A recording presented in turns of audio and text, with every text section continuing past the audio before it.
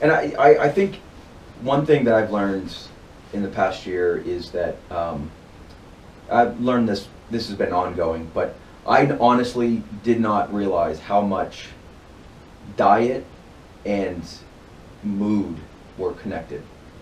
And when you actually start researching it, you know, gut health and energy levels and your biochemistry, I mean, what we put into our body and when we put that food into our body definitely has a correlation to your outward behavior. Right.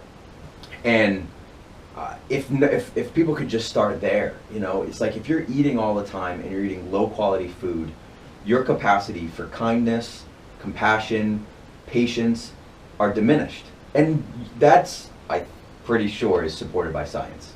You know, like you talk about cognitive benefits, there's demonstrable evidence that fasting and cognitive benefits are correlated. You know, they're connected.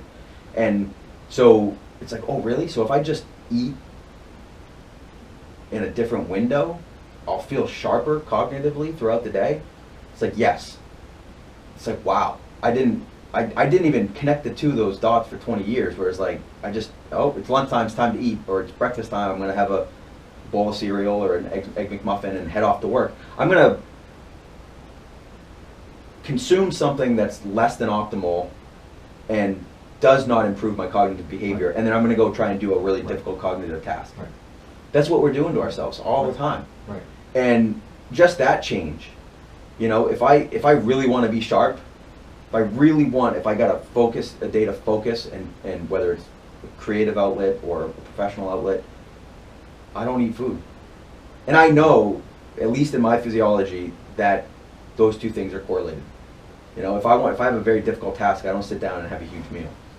And so just learning little things about yourself, and maybe everybody's experience is a little bit different, but that's where you start to play with that window. And you say, okay, well, this wasn't optimal. I know noon to 8 is my optimal window. You know, my best days, I don't eat, I have my first meal at noon, and it's a small one, and I don't eat again until dinner. And that has had more benefit to my cognitive output than caffeine, you know, feeling good, feeling full, you know, feeling like, oh, I'm not distracted by being hungry.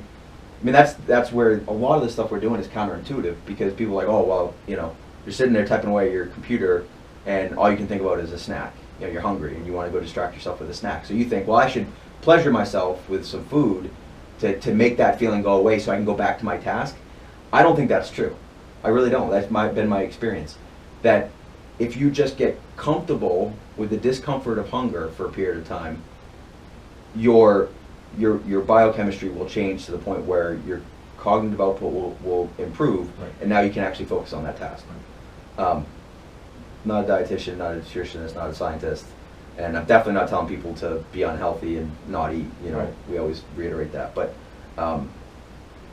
play around with it and learn what your body does. Right. Find your optimal. Yeah. You know,